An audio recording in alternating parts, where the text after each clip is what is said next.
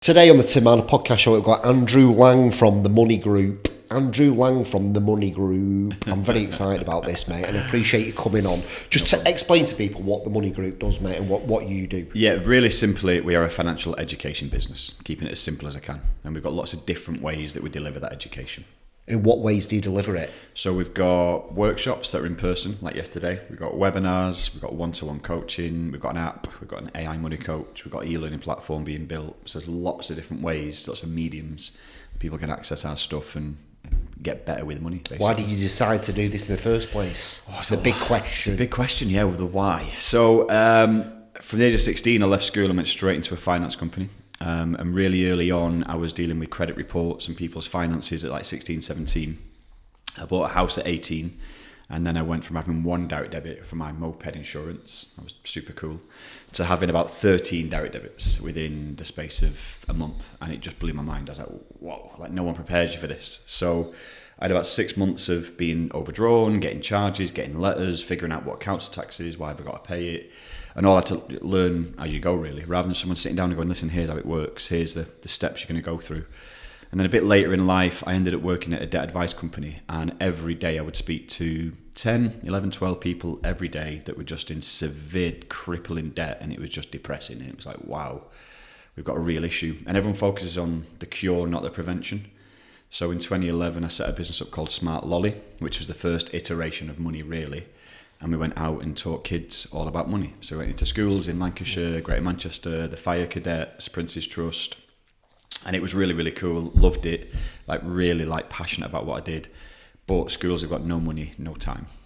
So it's physically impossible to get booked in. Do schools want to hear this? Absolutely. Every single teacher was like, oh my God, can't wait to get you back for the next class. They loved it. But the school literally, I'm a governor now of a couple of schools, and there's no money in the budget and there's no time in the curriculum. So even if it's free, it's tough to squeeze us in. We've done a bit of work with Little Lever that are quite close. A few schools up in Lancaster, a couple in Manchester, but it's sort of shoehorned in because there's just no gaps for it. It falls into PSHE a little bit. What you going in teaching them? What Concepts, basics, fundamentals, the kind of stuff, and it's different for each age. So between 6 and say 11, you are talking about what is money, that exchange of money for something, how you earn it. The links between working hard and getting more of it, that type of stuff. But then as you get into say year 10, year 11, college, really at that age you're talking about the fundamental stuff they're going to be getting access to. So credit, borrowing, maybe even pensions. We did some work with some 18-year-olds on pensions recently, mortgages, loans, buy now, pay later. You're actually talking about the products. So a lot of the stuff we teach is fundamental information about products that's practical and you can put it into action straight away. It's not all theoretical, kind of stuff that maybe you can't work on instantly. Yeah, just like, why are you teaching me maths? This is what I want. This is what I want to learn. This is the stuff I want to learn. It's tough. I get there's a curriculum, but sometimes we do look at it and we're like, trigonometry, and I know that some people will probably come in the comments and say, well, you need trigonometry for this, and there's lots of good reasons for it. But in the main, 80-90% of people, they need living.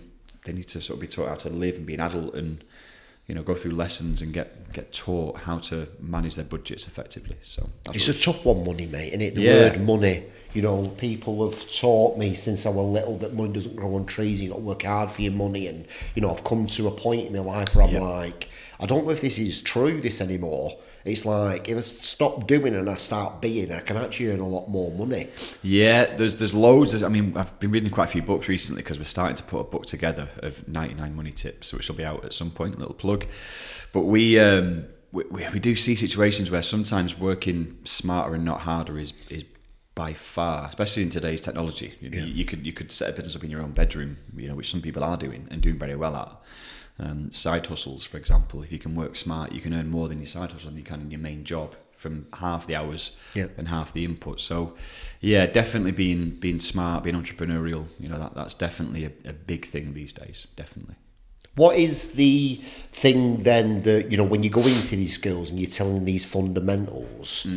What are the things that are resonating with the kids the most? would you say? So I would say knowing your numbers is massively important. So we talk about just knowing, like just having visibility. Lots of people that we, as adults that we talk to, have their head in the sand a little bit and don't know the numbers. So we'll say, okay, well, how much is your gas bill last month? And they go, oh, I don't know. Yeah. You know, they just won't know the numbers. And that for us is where problems start to occur, because then you start to overspend in certain areas and just not knowing. So we always talk about, I mean, I use the driving analogy quite a lot. So I talk about when you're 17 and you want to drive, you've got to go and have lessons, you've got to do a theory test, hazard perception test, practical test, then you can drive. And we have less crashes because of that. But with finances, you turn 18 and you get a pre-approved credit card. So you compare those two and it's sort of apples and oranges. It really is crazy. But when you're looking at when you're driving, you've got a dashboard, you've got all your numbers there. So you know your numbers, you know how fast you're going, you know what petrol you got left, any lights that might be on. It's the same concept with money. That's it's analogy, mate. I like that. Yeah, it's the same concept. Have your dashboard, you know what's coming in, what's going out, what have I got put to one side for emergencies, what's coming up in the future. Knowing your numbers is so important.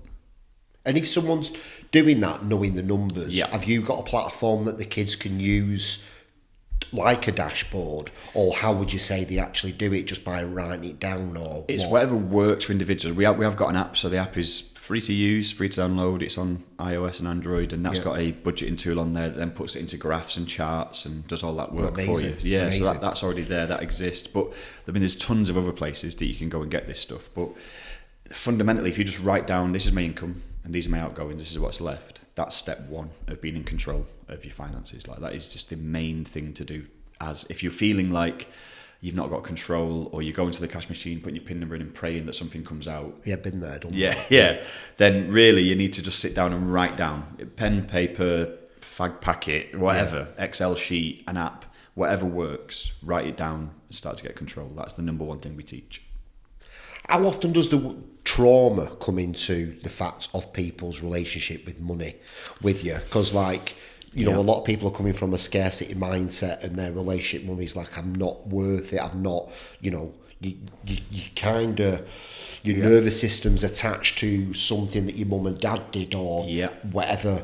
Oh, emotion plays a massive part, like a huge part. And really as well, you've got the whole nature nurture thing that comes into it. And what your parents did or didn't do, you know, that make you then have spending habits. Yeah. For example, my wife won't mind me saying, but if we'll be at the airport on the way back from a holiday and say we've got, I don't know, 180 euros left over from the cash that we took over, she has to spend that. That's what our mum used to do. So we're in the airport trying to spend the money before we go home, rather than just changing it back to pounds. Whereas I would just change it back. So she's definitely a spender and has to get rid of the cash that she has. So all of these things are sort of learned behaviours, and a lot of them are learned earlier than people think. You know, there's studies out there that say by the age of 7, your money habits are formed, which is crazy because you haven't even got any money at that point. But your habits around seeing what your parents do start to come into it. And then in terms of trauma, we do see some pretty extreme examples of, like, bipolar has a huge impact on spending habits. So when somebody hits those extremes, they want to spend because they feel amazing. They want to spend because they feel terrible and want to try and feel amazing again. Oh, shit. And this really vicious cycle can start. So we did see when I was working at a debt advice company, some situations where mental health played a massive part into somebody getting into debt. And then obviously being in debt then just has a hammer blow to your mental health, because it's just so stressful and depressing and dark. You know, it can be quite a lonely place. So it has a big impact. These workshops you're doing, what you're doing, who can come to them? Are you going into businesses? What? Yeah, so an example, like yesterday we're at Man City, we're at the Etihad campus, working with their under-18s, and that was a workshop about investing, because they're about to get pro contracts, they're about to get access to big sums of money, and a lot of them make poor decisions financially if they're not guided. And they have sharks that circle them. So yesterday was about investing for City under-18s, which was a 1-hour workshop. Our normal day-to-day, that's not a normal audience, our normal day-to-day is a business will say, can you come in and talk to our staff? Can you talk to them about these topics? And we'll build a program that works for them. We've got a program of events that they can pick from. We've got 8 or 9 workshops they can choose, ranging from budgeting, buying a house, debt advice, future finances, insurances, whatever else. And there's tons of things they can pick from, or we just bespoke build it. But usually our work is paid for by an employer for the employees, and we go and help them, basically. Good, that, isn't it? Yeah, it's good place to be. How did you come up with these products? Where did your ideas come from? having worked in finance for 20 odd years, I kind of knew what people got wrong a lot of the time. I knew the patterns and the themes. And then really we just looked at key milestones in someone's life. So, okay, you turn 18, you want to start looking at your credit and borrowing money. To do that, you need a credit report. So we've got a whole session on credit reports. Then we've got a whole session on buying a car, a whole session on buying a house. So it talks you through each step, the pros, the cons, the do's, the don'ts, the pitfalls, things to look out for. We try and break it into atomic money habits without stealing the atomic habits. Try and break it into really simple, here's 5 things you should do when it comes to buying a car, for example. Like what? Give me that. So if you're buying a car, the first thing is budget. So again, know your numbers. So what is your budget? Does everything always come back to know your numbers? That underpins. That's everything. the underlying thing. Underpins everything. Yeah. So whether it's pension, buying a car, buying a house, whatever, know your numbers first. That's step one. Because if you go to a car dealership, and I like my cars, so if I walk in and I get emotionally attached to a car that I see, which happens. Because I know yeah, and then going, I suppose I could afford that. Yeah. And I don't know my numbers. I've not sat and I've not gone. No, my budget is $250 a month, and I'm looking at a car that's $320, for example, and I haven't factored in the insurance is dearer because it's a bigger engine. I haven't factored it. So knowing your numbers first starts to remove that impulse and emotion. That's like number one. Other things would be know the difference between PCP, HP, PCH, all the different acronyms that are out there, because we've seen people that have got a car finance agreement and they've got no idea that there's a mileage allowance on it, and they're just driving around and they're doing double the allowance they've got, and they're going to get a big bill at the end. So knowing the sort of the meanings of the products, which we teach in the session. You're really breaking it down, mate, aren't you? Yeah, we try to. We try and simplify it. I mean, that's the whole. Yeah. If you look at even the name Munny spelt the way we spelt it, is simplifying it. We spelt it how you say it, because we're trying to break things down so that when it comes to financial stuff, which can be really filled with jargon, we're trying to simplify the whole thing if we can. Go back to the car thing there. So the acronyms that they use, HP, PCP, yeah. So you need to know all the sort of small print. You need to know your small print. That's important. And then we talk about the 24-hour rule when it comes to any expenditure. So I'm going to assume at some point you've been on an app looking at clothes, looking at whatever, trainers, whatever it may be, and you've gone, I need them, and you put them in the basket and you've gone and bought it. Yeah. Our suggestion would be wait 24 hours, leave it in the basket, close the app down, go to sleep. Are you telling me, or are you making a suggestion? Both. Yeah. And then go back in the app the next day, and you'll probably find 6, 7 times out of 10 based on our research that you're going to go, actually, they're all right, but I don't want to spend that money on those trainers. You're removing the impulse and emotion. So, if you're in a car dealership, the one thing they're going to try and do, and this is not to besmirch any car dealerships, is they're going to try and sell you a car that day because they want to try and hook you in emotionally. Yeah. Go home and sleep on it, no matter how good the deal is. Like, the deal will be there tomorrow. Go home, do not buy a car on day one of visiting the dealership. Because all that emotion's just there. You've seen the colour of the seats and you smelt the new car smell, all of that stuff that they hope hooks you in. So they're the kind of things we talk about when it comes to that one example. What do you talk about when it comes to buying a house? Similar stuff in terms of knowing your numbers. I know I'm summarising it here. Yeah, so that underpins. And then in terms of buying a house, it's definitely about making sure you've looked at every single opportunity. So we speak to people that have said, well, I've viewed a couple of houses and this is the one for me, and the market's moving really quick. Don't get caught up in that rush. That if the house is right for you, you will get it, and you'll get the right house. Some people are making offers without even viewing the house because they've seen it online and gone, that'll do. Let's just move. Really? Yeah, because the market has been moving really quick. I know the rates have changed recently, and the market may have slowed in certain areas, but in the main, a house comes on and it's sold really quickly. So people are jumping in 2-footed sometimes without knowing all the facts. A lot of these sites now, like Zoopla and Rightmove, they'll have on their estimated bills, your council tax, gas, electric, water. You can start to figure out your numbers. So again, it goes back to knowing your numbers. Can I actually afford to live there? Can I afford to live in that property? And that's the kind of thing we talk about. God, I don't want to hear that. Yeah. Do you know what I mean? But also, it's like growing up. It's growing up. It's adult stuff, but we try and simplify it. Yeah. But you've also got different rate types. What rates are out there? Fixed, variable, tracker, discounted. How many years do I fix for if I'm going to go for fixed? And all of that comes down to personal circumstance. And personal choices. Are you going to be moving in the future? Is this a stepping stone? Is this the house? They're all the things that come into it.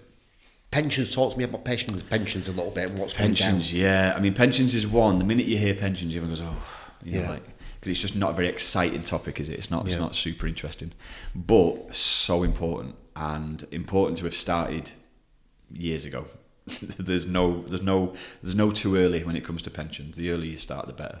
And the smaller you start as when you start earlier, it grows so much quicker because of the compound interest.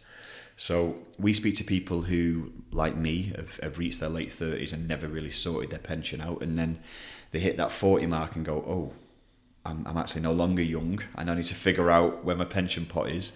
And then we see people starting to really have to, like I have to now, catch up. So I've got to pay double the amount in each month than I would have done if I started 10 years ago, because I'm trying to catch up, missing that decade of not paying in. And where do you pay it into? Where's the best place to pay it? So it depends. If you've got a workplace pension, so you'll have been. So let's go through the phases, I guess. So you've got state pension, workplace, private. They're the three phases that we'd call them. So your state pension, everyone qualifies for as long as you're paying NI contributions. If you pay 35 years of contributions, you get full state pension, which is £211 a week or something at the moment, or $220 a week. So that means you've got £800 a month, £1,000 a month, call it, on a 5-week month coming in when you're retired at 67, 68, or whenever it may be. It's not a huge amount, no, and it won't be going up in line with living costs. So in 30 years' time, people that are in their 40s retiring, it won't be a lot of money. Yeah. So they will need a backup plan to bridge the gap. So then you've got your workplace pension. So if you're employed, you'll be auto-enrolled. We speak to a lot of people that have opted out, and it's like, especially in the 20s, because I'm dead young. I don't need, I don't want a pension. I'll get one sorted later. Did you sort your pension out, Sean, with Lee? He saw it. Right, Sam. Oh yeah, good. Yeah. We were at a workplace. So we were at a place in South Wales, like an engineering place, and there was like 20, 30 lads in the room who were all in their 20s. It was a really sort of demographic, and all of them were like, oh yeah, I wanted the 70 quid rather than pay my pension because it comes out of my wages. So okay, so we broke it down for them. Out of the, I think it was 30 in the room, out of the 30, 20 had opted out of their pension. Yeah. And we showed them that for 5 years, if they opt out for 5 years, they lose 100k in their pension pot, just for the 70 quid a month. And that's because that £70 a month going in compounds over time, because they're all in the 20s. It compounds for 40 years, and it was costing each of them around 100 grand off their pension pot just for the 70 quid. Then when we sat and looked at their budgeting, most of them were spending their 70 quid on coffee. So it's like you're buying Starbucks every day, that's 80 quid a month. Know your numbers, man. Yeah, know your numbers.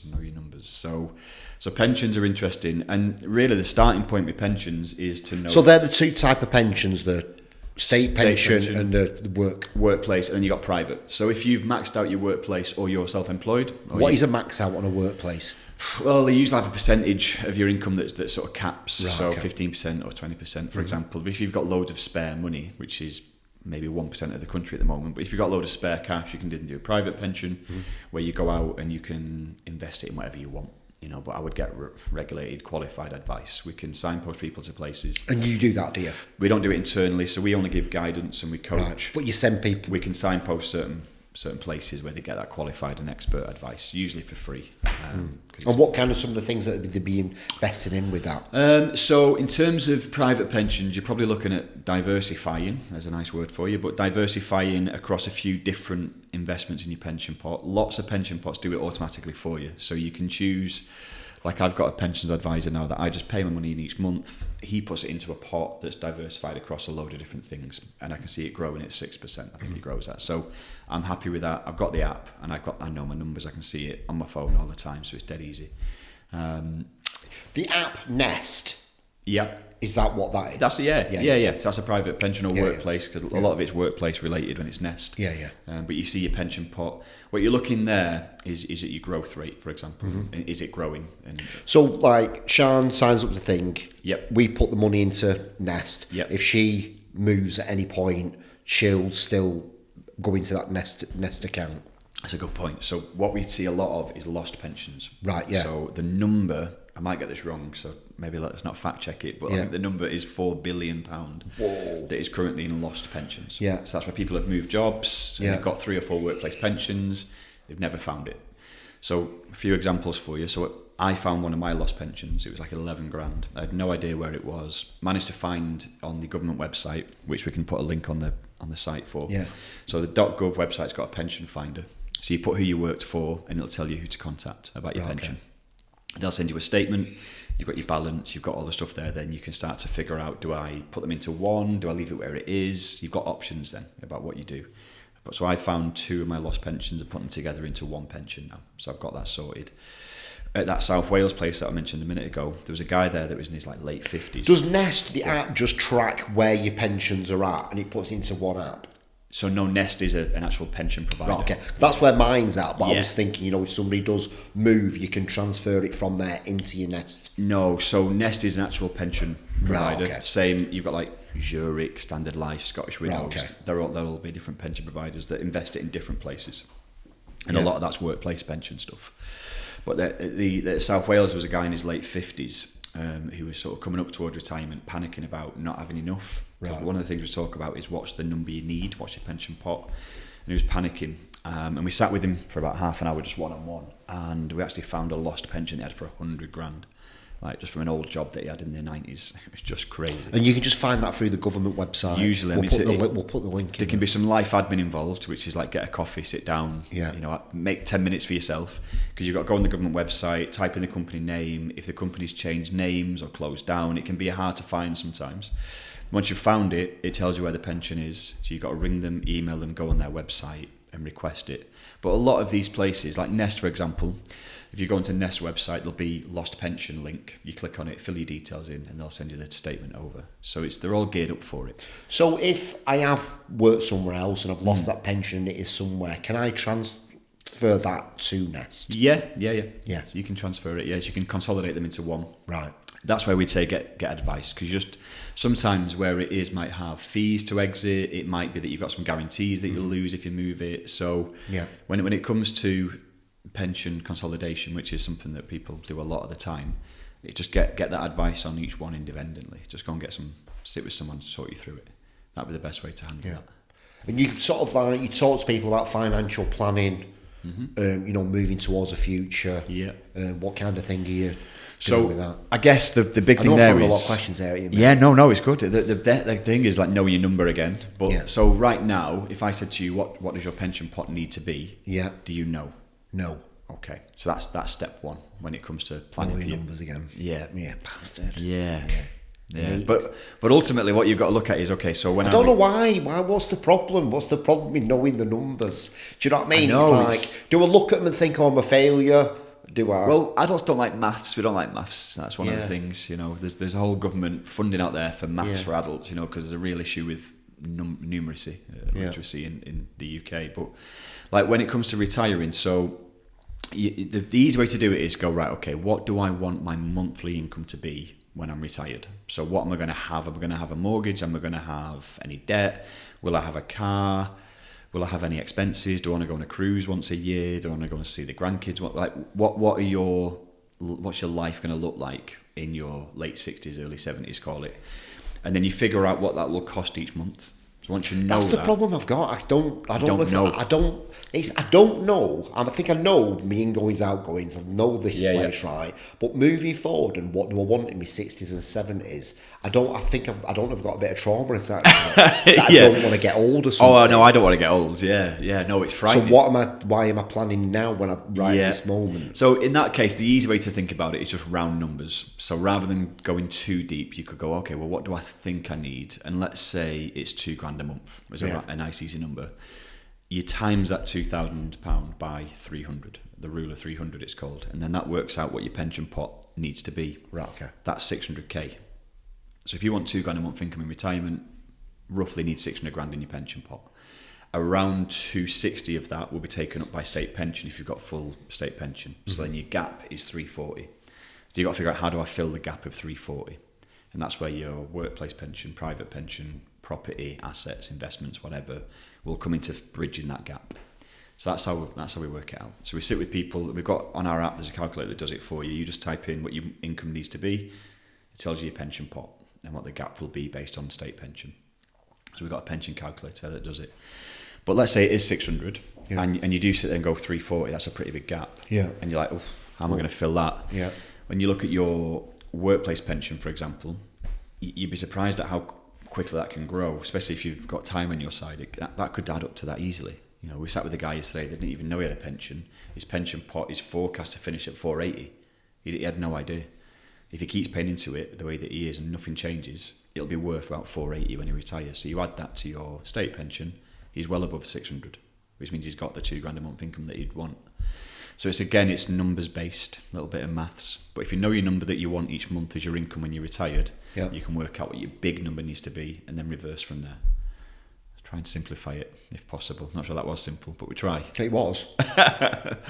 Yeah. It's just like you said, mate, it just comes back to knowing your numbers again, doesn't it? Yeah.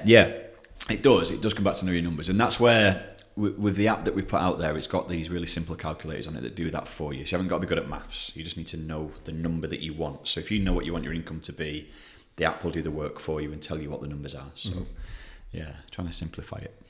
What else do you teach people? What other things? What else? So we teach people about budgeting, which is really going and not letting daily expenses eat away at your money. So do you see this quite a lot? Oh God, yeah. Do you? I have it. I have that problem. So what do you mean? Just like having a coffee that you don't factor in, or takeaways or something? Yeah. Yesterday I spent 16 quid on breakfast, a coffee, and lunch.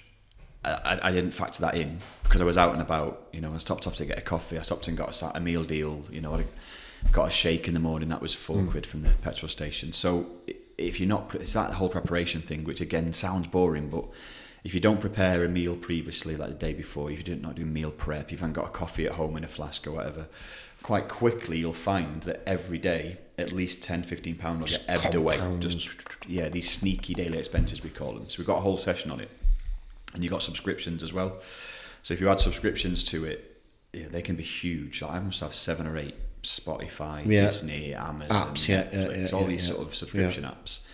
They're roughly 15 quid a month each. If you've got 7 or 8 of them, there's another £120 a month going out. So it's when you start to look at these sneaky things and you, again, don't know your numbers, it can really have an impact. People can end up getting to the third week of the month and going, oh, I've got no money left. Why is that?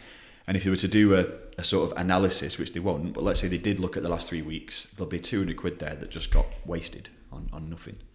And it's not saying don't have a coffee. It's just saying, do you know it? Do you know you've got that money going out? Have you budgeted for it? Have you thought about it? It's almost being consciously aware of your spending rather than just being unaware and just spending as a habit, which a lot of people do.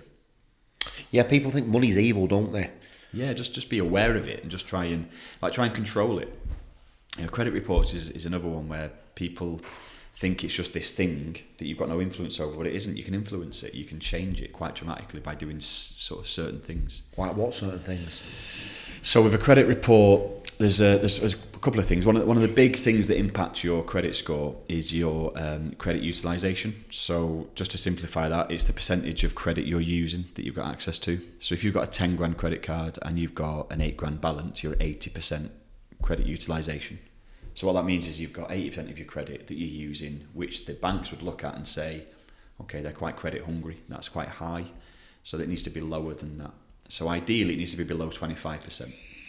Now, that's quite easy to say, just reduce how much you've got on your credit cards, but trying to find 5 grand to pay your credit card down is tough. So a way of doing it is get another credit card and split the balance over the two of them. Or get another credit card and put nothing on it, because your credit limit overall goes up. Cheeky. Utilisation goes down. Cheeky. Yeah, so for example, if you had 2 10 grand credit cards now, rather than just the one, you've now got a 40% utilisation, not an 80%. So then suddenly your score starts to look at it, because it's algorithms and it's data and it's systems, it's going, okay, they're at 40%, so they've made a positive change and they're not credit hungry, they're not reliant on credit, and it'll improve your score over time. If you get it below 25%, even better. What would be the benefit of me having a credit card? I've not got credit cards, but would it benefit me having a credit card? So it depends on your overall credit picture. So let's give an example of a 21-year-old that's never had any credit in their life ever. And they've been at university, for example, they might have had a student overdraft and that's it. And they start at work at 21, 22 and think, I want to buy a house, or even I want to rent. And they do a credit report and there's nothing there.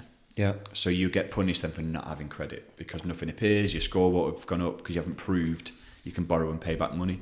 Because credit reports originally were built by the banks for the banks ultimately. They're not built for you or me to have a score.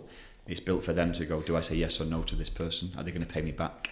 So you've almost got to prove that you will pay them back by having some credit in some ways, which seems strange and counterintuitive. But if you've got a credit card, let's say £1,000 credit card that you've never used, and you might have binned the credit card on day one with no intention of using it, but it shows you've got discipline. It shows that you've got credit, not using it. And the algorithm will read that and go, oh, this guy's got credit but not used it. So when you come to buying a house, all these things play a factor? Yeah, massively, yeah. I mean, there's things you can do as well. You've got credit builder apps like Credito that we work with. So you pay a £10 subscription, and then that'll boost your credit score over time because they're showing you that you're paying them a subscription, so another subscription that you've got to pay. You've got Credit Ladder, which we're working with as well, and they're great if you're renting currently. So they'll make sure that your rent appears on your credit report. So when you come to buy a house, your rent's already on there. That's good, isn't it? Yeah. That's really good. Because a lot of time we've got people that are tenants that are paying more than a mortgage would cost, but can't get a mortgage. And like, my rent's more than my mortgage would be. And that helps. So Credit Ladder and Credito are two of our partners that we work with, and they're great products. That's a really great product. Yeah. I don't think hardly anybody knows about that, do they? Yeah, so I mean, they're doing some great work. We're launching a proper partnership with them through our app, so you can then go into our app and you can do it through that. Oh, that's sick. And that'll be October time, I think. So yeah, some good stuff out there. It's interesting. I find it interesting. But I mean, people are snookered, mate, aren't you, at the minute? Yeah. Like, someone like yourself and your brand can really help people. You've only got to look at the stats. Take back control, because everybody feels like out of control and lost. Yeah, the stats are depressing. Like if you look at the statistics out there, 9 out of 10 people have got less than £100 left when the bills and cost have been paid. Less than £100. Like what can you do with that nowadays? Nothing ultimately. Yeah. So you got 90% of people can't afford to go and have a weekend out, can't afford to go to Nando's with the kids, can't afford to do anything this summer holidays right now that we're stuck in. I've got 2 kids and it's expensive trying to keep them occupied for 6 weeks. So you've got a lot of people that are just feeling defeated, frustrated, without getting too political. Probably played a little bit into what's been happening in terms of riots and stuff. People are just frustrated and angry, aren't they? And they want to take it out on someone. So a lot of that will be fed by this frustration around not having any money. Nothing. There's no cash there. How do you get to these people? How do you reach these people? Do you know what, actually? So we've just agreed, we're working with South Staffordshire Council really specifically. Every council has been given a funding pot and under a thing called Multiply, which is it's numeracy and financial literacy kind of blended together. We're working with South Staffordshire Council to go into job centres, food banks, and educate those people around getting control of their money. And it's funded by the government. That's amazing, mate. Yeah, so that starts September. So yeah, it's exciting. Like we can't wait because we're going into Man City and the guys have got a spare 18 grand a month and don't know what to do with it. That's a very different problem to the 98, 99. Yeah, it's still a problem. It's still a problem, but it's a different way you can change someone's life. Can't you? By giving this knowledge. And so there's the first cohort. There's 200 people that are ready in South Staffordshire to go live September. So once you've proven that, it should start to grow from there. So it's exciting. Yeah, and it's important because again, there's be people that have been lost by technology. They won't have their smartphone. Maybe they can't get on these apps. Maybe their bank have closed their branch locally and they've not got an app to then deal with the banking. There's a lot of people that are unbanked, that have a bank account, so trying to get paid from a job becomes impossible. So you've got a lot of people that just find it hard to get on that. You light up when you talk about this bit. Do I? You do, yeah. Yeah. Where has that come from? Somewhere where you've had nothing, like, or have you got someone close to you that are lost? Well, one of my best mates when I was 23, 24 went bankrupt. He had a business, was doing really well, lost a big contract, and it all just collapsed. And I was really close to it. I helped him with some of it. And I remember sitting there going, "Gee, this is tough." Like, because I'd seen it on the phone, dealing with people on the phone every day, and you're just sort of thinking, wow, like no one's helping these people, like no one.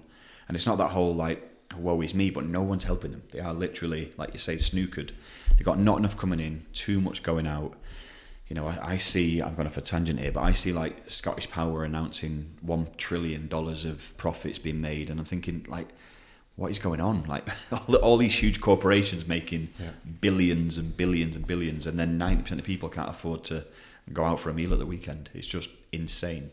It's insane. So, yeah, there's definitely that thing in me that wants to make sure more people have got more control and aren't kind of on this treadmill. It's just knowledge, isn't it? Yeah. It's just knowing. It's just knowing. It's just, there's a whole a whole other sort of conversation that we've had elsewhere with people where the curriculum's almost built to keep people on that treadmill, and it's not built to allow them to. That gets a bit political and a little bit risky, you know. But there is that whole other thought process of, well, is this by design rather than by accident? You know, it can get really political quite quickly. Yeah. Let's not talk about that. No. So I got expelled. Beautiful, mate. Really fucking cool, man. Yeah, no, I love it. Really cool. I genuinely, I feel like right now I'm in a place where I love this. I love what I do. Yeah. I love doing it. I want to do it more. Obviously, scaling's tough when it's kind of coaching and training. That's why the tech stuff's important. So the AI coach that we've got is. Let's talk about the AI coach. Yeah, that's gonna change so much. So what we've agreed with a couple of we've got employee wellbeing partners that have got like platforms like this Health Assured that are our main partner. You've got like Hika and Health Key and a few others that we're working with, and they've got a platform. So if you're an employer and you've got say 100 staff, you can pay £2 a month and you get access to platforms that have got certain things on them. One of the things that's going to start to feature on them is an AI money coach where you can go on any time of day, 24/7, and you just ask it whatever you want and it will guide you through the process. So, for example, it will write a letter for you that you can then adapt to send to all your creditors if you're struggling, and it will use all of the FCA's code of conduct, treating customers fairly, all that type of stuff will be pulled into it. So it's called M. It stands for Empower. And the idea is it empowers people to be better with money. Like it's not designed to give you advice on where to put your money, but it's designed to empower you to do it yourself. That's the idea. So taking back control. Yeah, that's sort of the idea is that will scale what we do. Because what we do, yesterday I trained 22 lads, then I went and trained a company with 30 staff in. That's 52 people. There's 70 million people in the UK. It's not enough. Not enough. You know, we've done one session the other week, there was 240 people on it. Great, still not enough. So, you know, not everyone can make these events, not everyone's employed. And have you brought these down into videos like in a Money Academy, have you? Is that the what you're thinking? The Money Academy is what it's branded. So right, there's an e-learning platform that will be launched separate to M. So M's an AI money coach on its own, and then the Money Academy will be an e-learning platform where you can go on, do it in your own time, work your way through it. I just want to know about buying a house. Yeah, you can choose what's relevant for you. So. Yeah. So powerful, that, isn't it? Can't wait to launch it. Yeah. So M's ready, M's live, but the Money Academy is just a bit more time consuming, putting that together, building the platform, that type of stuff. Yeah, and the great thing that we've done is we've done it without any outside funding. So it's just been us developing it ourselves, using the money that comes in, reinvesting it, you know, living very sort of modestly in terms of income that we take personally to make sure the business can grow. So that's been the focus. Can you talk to me a little bit about VAT?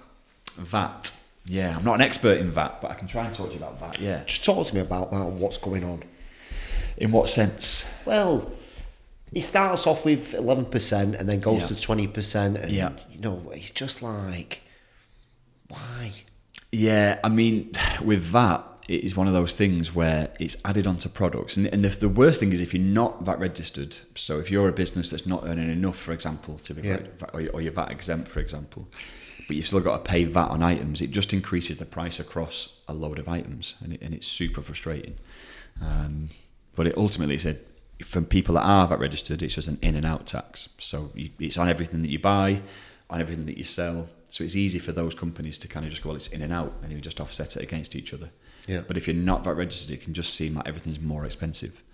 So somebody like a business coming up, because this is the one I get scared of for people, is people just coming up to the VAT threshold. What's that, 85, is it?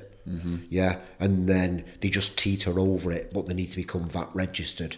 It's such a scary time. Yeah, if you work, so a lot of accountants would be able to help you navigate that, because if you are on the threshold or just borderline, then there is a way of you navigating. Well, some of these expenses would have been exempt, or some of these incomes would have been exempt, for example. So unless your accountant's compliant, and it's not about being uncompliant. It's just about knowing that there are certain things that you can have. So if you've got any services that are from offshore, for example, so we do a lot of work with, there's a South African contact centre we do some stuff with, and anything we do with them is VAT exempt because it's offshore resources. So there are certain things that will be exempt, and it's knowing that. Again, it comes back to that knowledge side of it, having a good accountant that will go, I don't actually... Yeah, I don't mean by being uncompliant, I mean being compliant, but I'm changing accounts anyway, but he's just very compliant. He'll just do the fucking bare minimum, right? Because he doesn't want to do any more paperwork. Yeah. Telling me there's something offshore that I can get to what? He's not going to do that. Yeah, so you need a very commercially minded,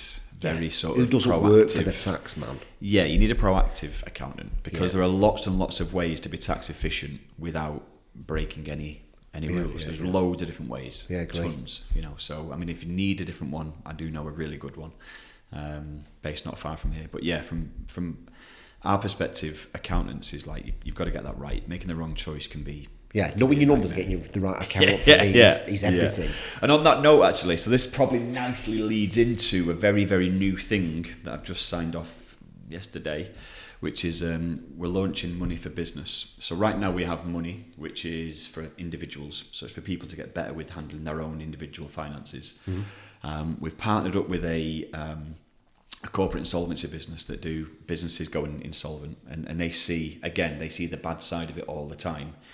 And they're like, how do we stop this from happening? Yeah. So we're working with them, and we built Munny for Business, which will be a subscription-based app. And basically, you'll download the app when it's ready. I think we're not set on price yet, but it won't be a huge amount, £20-30 a month maybe, a subscription. And in there will be a business health check, which is it'll do a credit check, and it'll pull your business information through, give you a score, like a business health score. It'll have e-learning in there. It'll have Ali, which is your business ally AI coach, and it'll have a marketplace of trusted free partners. So those 4 features will be in the app from day one. So if you're a new business, for example, and if you want to figure out how you be a good business and how you survive, because the stats out there are mental on that as well. 1 in 5 companies fail in year 1, like 1 in 5. So we said before you've been here 10 years, straight away that's you broke through all those stats. Yeah. I think 60% of companies fail by year 3. Yeah. So only 4 out of 10 survive past year 3. Yeah. So we're trying to help those companies that aren't surviving have a better chance of surviving by getting hold of their money quicker. So it does like a cash flow forecast for you. It'll do all sorts. Yeah. And again, it'll be AI driven from a numbers perspective. It'll have an API into a credit check for businesses.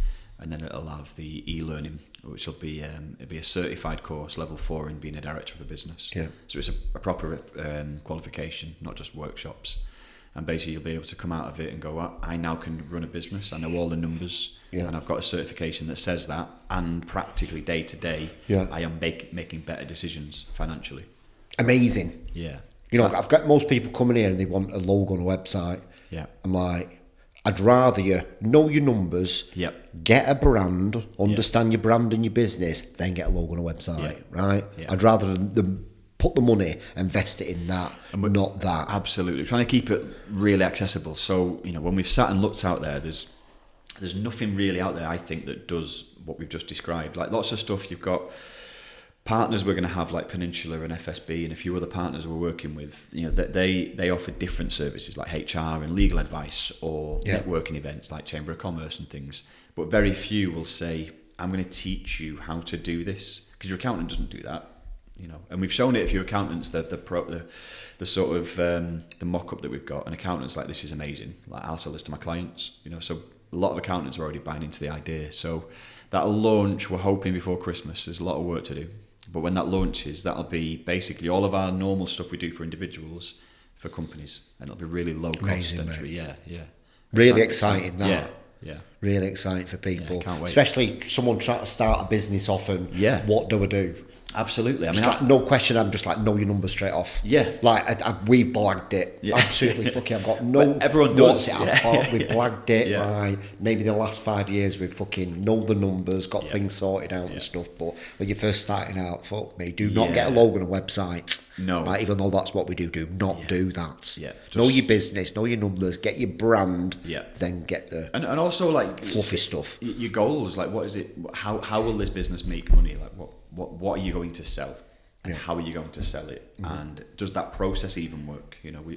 We've seen businesses where they've set something up and they've got this amazing product, but the process of buying it is convoluted, and there's just gaps and attrition points all the way through it. Yeah. So there'll be stuff in there about building your sales journey. There'll be stuff in there about that. Sick. So, yeah. Systems. Fucking systems sorted out, processes. I feel like I've talked about a lot of kind of boringy stuff, but it's just fundamental foundations that allow you to then go be dead creative. Go and do the stuff you want to do. Yeah. So Yeah, our systems are ridiculous now, but it's like the systems have helped us not, what's saying to you about, they've helped us work smarter, and I'm not working as hard anymore. Where like me and business partner, when we first started off, we're doing 12, 16 hours, man. Sat at his mum's little fucking dining table with KFC, just like fucking working ourselves into the ground. I remember when we've only been live 2 years. We're still quite a young business, trying to make it through that third year. Yeah. So, and I think that I remember the first time we got an inquiry through the website, it was like, oh my God, we've got an inquiry. Like, what do we do? You know, like, do we ring it back? Do we email them? We didn't have a process, because even though we know this stuff, we didn't put one in because we're too busy doing other stuff. Yeah. And we're like, I'll ring them. What, we're going to ring? A mobile or an office number? Like, and for 20 minutes we had this kind of, what do we even do with this inquiry? It's like, imagine we got 10 inquiries a day, we'd be out the window. So that customer journey is so important. Yeah, you've got to get it right. You've got to get it right. Otherwise, you again, your product could be amazing. You just, you know. So I'm really excited about having Munny for individuals and then Munny for business. And underneath it all is that tech that's really going to help make it scale, and not just have me driving around the country every 2 days. So that's the thing, innit? Yeah. A lot of the stuff thing is with it though, mate, it's so hard, innit? Because like you 1-to-1 in actual fucking real life is like really, you know what I mean? You're so engaged, you're so delivering it, that you get scared that is it going to miss the mark if you do it? No, I know. And we've got a team of people. So there's 5 people that will do the training. Neil, who is our head of learning, I've worked with for 15 years. Like, he is unbelievable at delivering information. Like, he just makes it so accessible, so everything's dead calm and just very, like, sometimes I go a little bit off tangent, but he's just super kind of focused on delivering top information. We've got a few other guys that'll deliver it as well. We've got a tech team of 6-7 guys up in Lancaster that do all the tech side for us, and they're just geniuses. I'll give you an example. Yesterday, I gave them a brief in the morning, and in the afternoon it was done. And it was basically on your phone, you take a picture of a receipt in the new app that we've got building, and it will pull off the receipt information and put it into a file for you that says you spent £48 at Nando's, for example. And that's an example. But the idea is that will read your business bank statements, it'll read your invoices, it'll read that was built in one day. So we've got some really smart tech guys up in Lancaster delivering all that stuff. So we're getting there. You got a lot of shit going on, haven't you? A lot going on. Which, out of all of it, what really kind of, where's your heart sort of like in all of that? Like? I absolutely love standing in front of people talking about money, like, and educating, whatever subject. There's obviously things that I prefer talking about and things that I go, oh, that's not really my lane. But that's what I really enjoy. But in terms of what I think is going to make the business be a success, I think the AI stuff and the tech side of it and the money for business stuff is where it's going to end up ultimately making its money. In reality, hopefully making its money in reality. On the AI coach, we've got a few platforms where we've agreed really low level costs. We're talking pence per month per individual, but they've got like 180,000 users, you know, and they're going to hopefully resell it for us and use that price point, and every single person in that group gets access to it. So that will then start us being more of a SaaS business from that side of it. But in terms of what I love doing, it's sort of talking about money and educating. Like, I love seeing the light bulbs pop off as you're talking and going, oh, I didn't know that. That's where I get my kick, really. So. Yeah, SaaS is where it's at. But SaaS is where it's at from a financial perspective. Pay me to stand and talk to people isn't going to make anyone millionaires, unfortunately. So. No, but that's the that's the business side, isn't it? Where you're about the brand and communicating that message and who you are. Yeah. Ultimately that I am the kind of mouthpiece, if you like. So I'll go out and I'll do podcasts and I'll do presentations, I'll do pitches, did a couple of speaking events, I'll do all of that. And then behind it, I need the people that we've got behind it to really then deliver top products at every point, and that's the focus. With all this stuff you've got going on, how do you keep your head in check? How do you? Lots of walking. Yeah. I'm in the gym most mornings. Not that it's showing at the moment, but I'm in the gym most mornings, and then I go for a walk a lot. I live up in just south of Lancaster. Yeah. Some lovely little walks around there. I just get out, get the fresh air, whack a podcast in or something, and just walk. If I don't do that, I will lose my mind. Honestly, my mind just blows. I've got 2 young kids, 5 and 7, so it's full on. It's really full on. they're off, obviously. Been off for like 2.5, 3 weeks. Not that I'm counting. So I need that space, that headspace, just to even just try and be creative. And some days it's tough. Some days I'm lying there at 10 at night, spinning with ideas. I'm sure you're the same. And I'm just like, I need to switch it off, but I can't. So I'll get my pad out and I'll write down a load of stuff, and it'll just just get it off your chest. Yeah, it's hard. It is hard, but you have got to carve out those moments. Like you've got to, that self-care. Watch a lot of like the Stephen Bartlett stuff. And you sort of, a lot of things he says is your health is like the number one priority that underpins all this stuff. Yeah, money's just the result, isn't it? Yeah. So your mental and physical health, if that goes, all that just collapses. You need to have that. So done a lot of work on making sure that I stay active, stay clear, stay focused. It's not easy. There are some days where you just kind of like hit a brick wall. You think, I can't give anything today. I've run out of steam today, and then you got to stop. I'm really excited for the Staffordshire thing for people. The what, sorry? What is it? The Staffordshire Council? What did you say it was? Yeah, South Staffordshire, Yeah. So, I'm really excited, really excited. People have never had that before, have they? No. So this is really new. It's a new venture. The government that launched it was actually the Tory government. It was called Multiply. So when that goes live, we'll be heading down in person to start with. And we'll be doing lots of one-on-ones, lots of group sessions with people that just have never been given anything before. That's what I like about it. Yeah, I love that. Like a lot of the stuff that we do is, so we did some work with Deloitte. We went and trained 1,000 of their staff, which was like really intense. But Deloitte look after their staff wonderfully. They've got all these employee wellbeing, they have wellbeing days, beanbags everywhere. So us being there wasn't a huge event for them. It was big for us, but it wasn't big for them. Whereas these guys in food banks, it could be life-changing. They've got nothing, and if through this we can give them, if they have got a smartphone, right, here's the app and here's M for free, here's an AI coach for free, don't pay for it, it's government funded. All of a sudden you got people then empowered, taking control, knowing the numbers. I'd love to see one of them case studies, mate, once you've done it. I know, well, I'll bring it back. I can't wait. We're going to be doing lots of stuff around it. Because it's massive. It is massive. But there's 200 people sat ready waiting on a list that we need to go and visit. So, Christ, can you imagine how many more? I know. But I can't wait for that. That's massive. Yeah. Fucking changing people's lives out. Yeah, mate, it's just like how many people are out of control.